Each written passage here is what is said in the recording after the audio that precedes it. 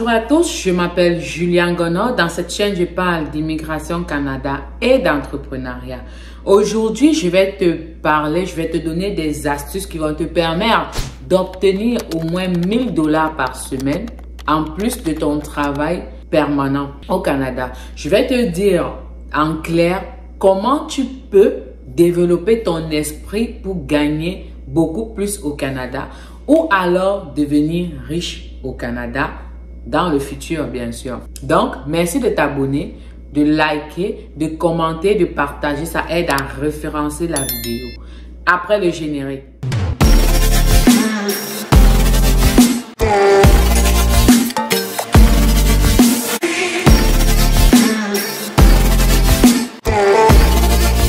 Alors, comment obtenir beaucoup plus d'argent au Canada? Vous savez, la plupart du temps, j'ai remarqué que les gens qui viennent au Canada, pour eux, ils deviendront riches en prenant 3, 4, 5 jobs. Pour d'autres, ils deviendront riches en faisant les plus grandes études possibles. Je vais vous dire quelque chose qui va vous faire tomber des nues aujourd'hui. L'avenir de tous nos jeunes Africains, nos futurs immigrants et nos immigrants au Canada repose beaucoup plus sur l'entrepreneuriat. Je vais juste prendre un exemple. Dans ce pays, les taxes, les impôts pour une simple personne qui travaille, un personnel qui travaille, vont parfois à plus de 25% lorsqu'on t'a tout retiré de ton travail. Ça veut dire quelqu'un qui se vante à gagner 30 $ de l'heure. Au final, dans son compte, reçoit à peine 22 $ de l'heure. Donc, 7 $ par heure, il a travaillé pour le gouvernement. Il a travaillé pour les mères qui passent le temps. Enfin, il a travaillé pour des femmes qui accouchent. Il a travaillé pour ceux qui sont au chômage. Il a travaillé pour les démunis, ceux qui n'ont pas assez de moyens. Parce qu'il faut savoir au Canada que même si tu ne travailles pas et que tu es éligible à certains programmes, tu peux te retrouver en train de recevoir l'argent du gouvernement. Il a travaillé pour les étudiants canadiens, les étudiants qui ont la résidence permanente, à qui on offre des programmes d'études gratuits, des programmes de paiement, de fournitures gratuits. Il travaille pour tout cela. Un entrepreneur au Canada, il travaille pour lui. Il gagne beaucoup plus. Le système est fait de telle sorte que, déjà quand tu as une entreprise, ça paye moins d'impôts. Ça, il faut le savoir. Le système au Canada est fait de telle sorte que les riches s'enrichissent et les pauvres s'appauvrissent. Ça veut dire, si tu es quelqu'un qui dit, je vais avoir mon boulot, je vais avoir ma petite stabilité, ça dépend aussi. Hein. Tous ceux qui ont les boulots n'ont pas de stabilité, forcément, au Canada, parce que la stabilité, la façon de réussir qui est vue en Afrique n'est pas la même au Canada. Quelqu'un peut avoir un boulot, des enfants, une femme, et se retrouve en dépression, se retrouve en train d'aller dans des cliniques psychiatriques, se retrouve en train de dire mais qu'est-ce que je fous? En fait, se retrouve dépassé par les événements de la vie. Par contre, en Afrique, lorsque tu as un boulot, ta femme travaille peut-être ou tu travailles, ça réussit à nourrir la famille, les enfants vont dans des grandes écoles, tu as des petites économies, tu te construis. Au Cameroun, en Côte d'Ivoire, en Guinée, tout ça, en tout cas en Afrique, c'est synonyme de réussite.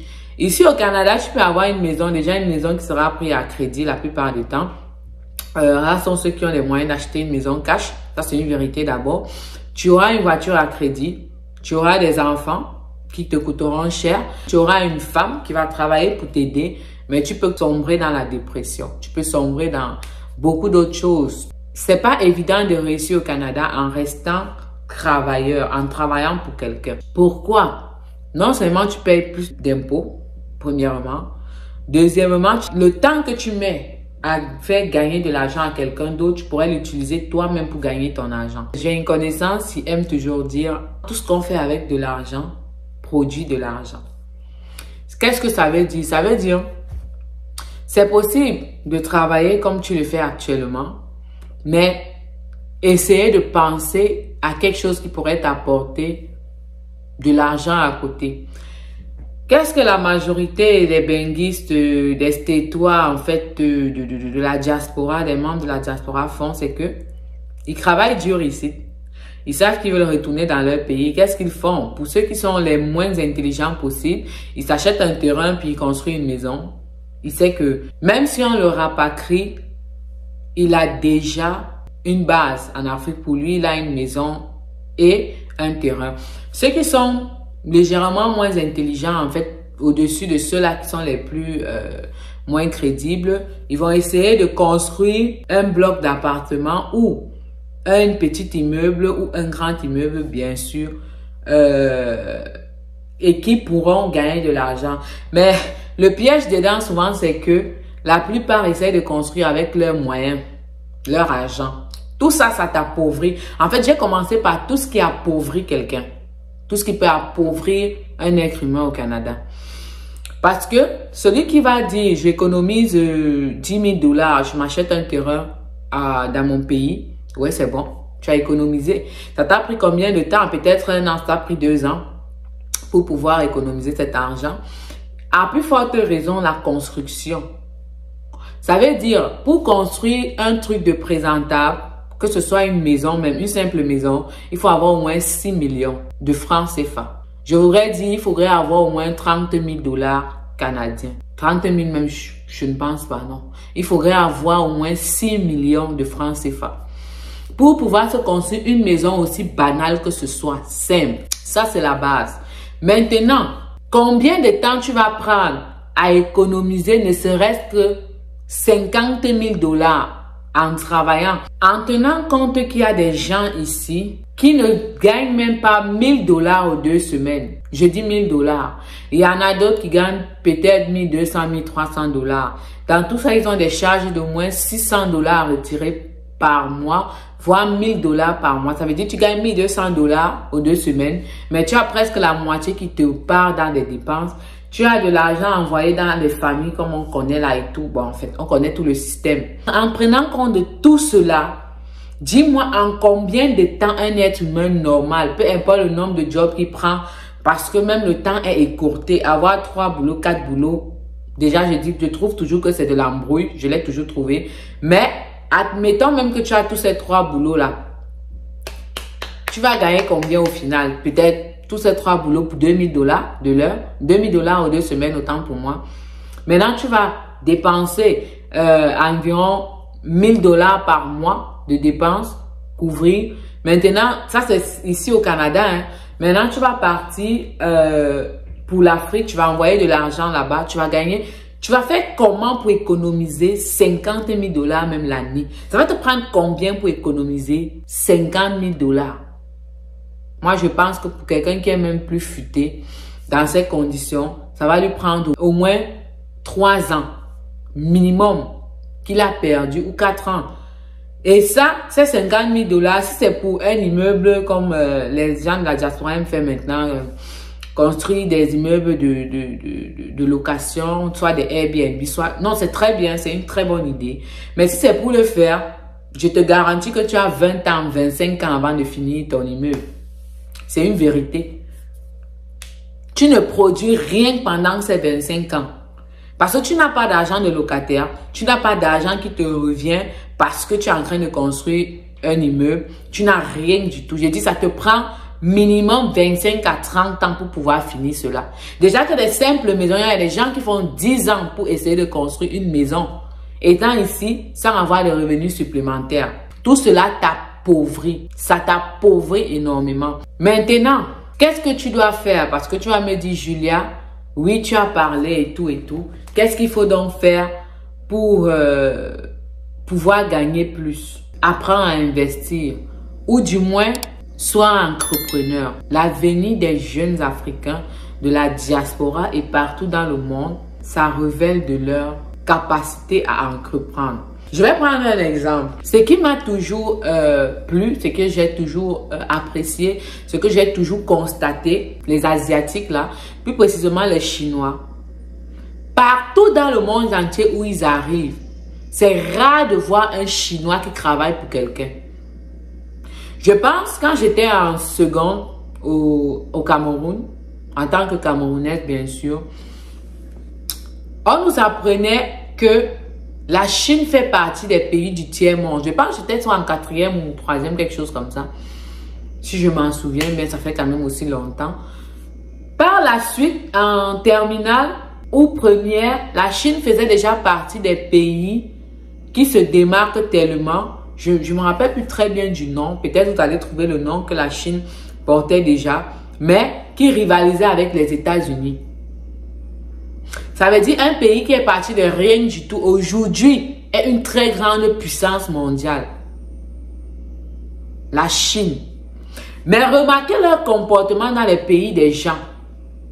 Ils ne viennent pas pour nettoyer le sol pendant 20 ans espérant aller construire des maisons en Chine. Ils ne viennent pas pour travailler pour quelqu'un, porter des grosses vestes, se sentir réussi pour aller peut-être se vanter dans leur pays, autant pour moi, non. Les Chinois viennent, ils s'imposent et lorsqu'ils s'imposent, ils ouvrent leurs boutiques. Ils ouvrent leurs entreprises dans les pays des gens.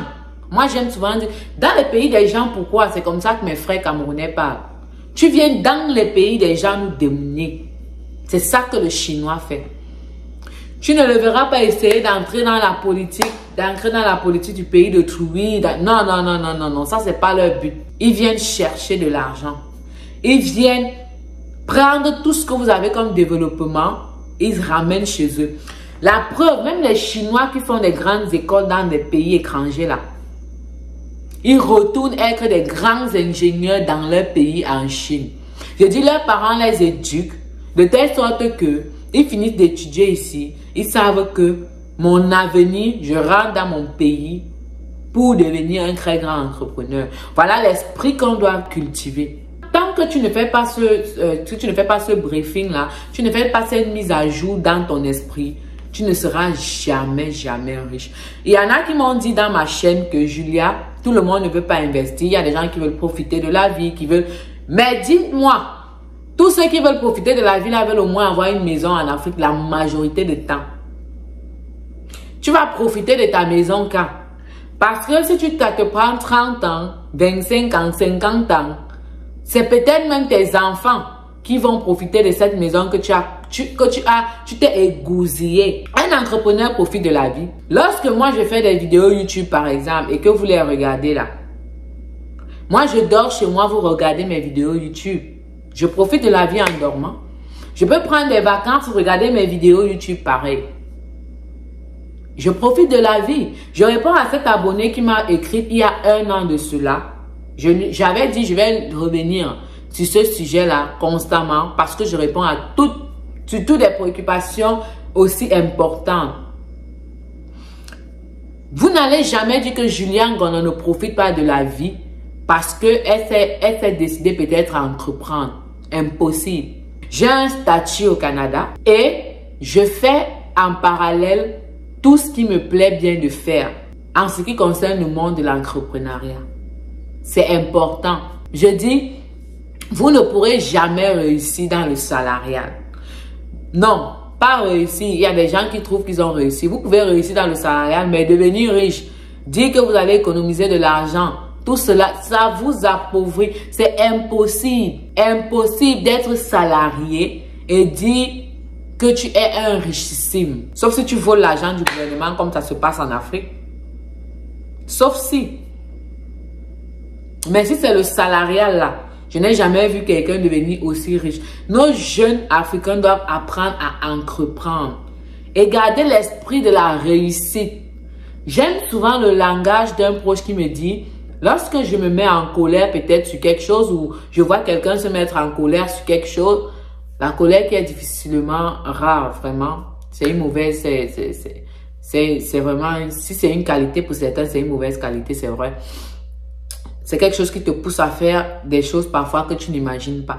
Mais lorsque cette personne voit l'état de colère qu'une autre personne peut avoir, il a toujours tendance, ou elle a toujours tendance à dire, vous ne parlez pas le même langage. Je dis juste cette phrase, et c'est vrai, jusqu'où l'esprit de pauvreté peut amener quelqu'un.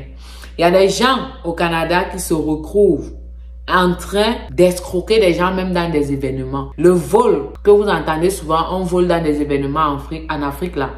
Il y a des gens, malgré que tout le monde est supposé travailler, gagner au moins ces 14 $ de l'heure au Canada. Il y a des gens qui profitent des événements pour faire du vol. Regardez jusqu'à quel point l'esprit de pauvreté peut entraîner quelqu'un. Si tu veux gagner de l'argent, tu veux devenir riche dans ta vie, utilise ton mindset pour entreprendre. C'est très important. C'est vrai, l'entrepreneuriat a un grand risque, mais c'est à toi de mesurer les risques que tu es prêt à supporter. Mais dans le salarial, le standing est même limité. Un entrepreneur peut faire des voyages et mettre cela dans les poches du gouvernement. Je dis, il y a tellement de façons de contourner les choses quand tu entreprends. Et ton esprit est tellement ouvert. Mes chers frères et sœurs africains, communauté black, apprenons à entreprendre un petit peu. Pas forcément pour devenir comme Marc, je ne sais pas qui. Pas forcément pour devenir comme l'homme le plus riche actuellement du monde, non. Mais pour avoir même cette stabilité, cet état d'esprit éveillé. C'est très facile de gagner au moins 1000 $ aux 2 semaines de plus quand tu entreprends. Au moins 500 $ aux 2 semaines lorsque tu entreprends. Souvent même, il y a des décisions que tu prends et 1 an plus tard, ça te donne un 50 000 $ sur la main, un 25 000 $ sur la main, cash pour entreprendre. Donc, essayons d'entreprendre. C'est ça qui sera la clé de la réussite de l'Africain aujourd'hui. Tous ceux qui me disent, profitons de la vie, faisons ceci, nous tous on profite de la vie. Moi, je suis jeune. N'importe quel jeune aime profiter de la vie, mais de façon réfléchie, c'est très important. Alors, si tu m'écoutes aujourd'hui, essaie d'y penser et dis-toi que l'entrepreneuriat sera ta porte de sortie. Pire pour nous tous qui sommes africains et la majorité des Africains ont des charges en Afrique. Ça, c'est le comble. L'entrepreneuriat te fera sortir d'un certain trou, d'une certaine obscurité. Tu dormiras sur tes oreillers, l'argent tourne. Et c'est pas, moi je ne vends pas le rêve, c'est pas un rêve, c'est pas je ne sais pas comment le dire, mais c'est une vérité, c'est une réalité. La preuve, les gens qui ont des entreprises, les gens qui ont des foyers de soins par exemple, ici au Canada, ils dorment, mais les gens travaillent pour eux et l'argent entre. Les gens qui ont les McDo là, les McDonald's et tout ça là, ils dorment chez eux, mais les gens travaillent pour eux et l'argent tourne tranquillement. Hein. Ils viennent, ils surveillent, ils coordonnent, ils gèrent des employés. Puis, l'entrepreneuriat, c'est la clé de la réussite de nos jours. L'esprit entrepreneur. Pas toujours pour ceux qui ne veulent pas devenir forcément riches, mais ça t'amène à un niveau de standing. La stabilité qu'on pense en Afrique n'est pas la même stabilité au Canada.